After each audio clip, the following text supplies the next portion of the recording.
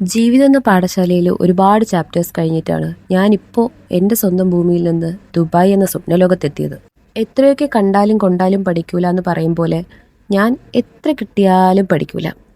അതുപോലെ തന്നെ ഒരുപാട് ചാപ്റ്റേഴ്സ് കഴിഞ്ഞ് ഇവിടെ എത്തിയതുകൊണ്ട് തന്നെ എക്സ്പെക്റ്റേഷൻസ് എല്ലാം പോയി, എല്ലാം അക്സെപ്റ്റൻസ് മാത്രമായി മാറി. ഈ 2 ദിവസത്തിൽ നിന്നും എനിക്ക് മറ്റൊരു ചാപ്റ്റർ കൂടി പഠിക്കാനായി.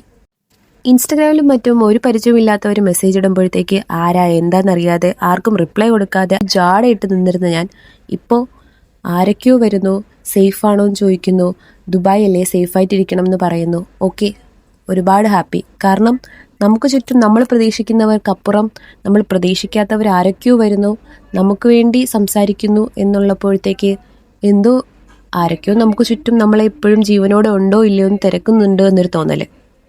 ലൈഫിലൊന്നും എക്സ്പെക്റ്റ് ചെയ്യുന്നില്ല, ചുറ്റും ആരും ഉണ്ടെന്നുള്ള പ്രതീക്ഷയില്ല. എന്നാലും എനിക്ക് ചുറ്റും ഞാനിപ്പോഴും ഉണ്ടോ ഇല്ലയോ എന്ന് തിരക്കുന്ന കുറച്ച് പേരെങ്കിലും ഉണ്ട് എന്നൊരു തോന്നൽ വന്നപ്പോഴത്തേക്ക് ഐ എം സോ ഹാപ്പി.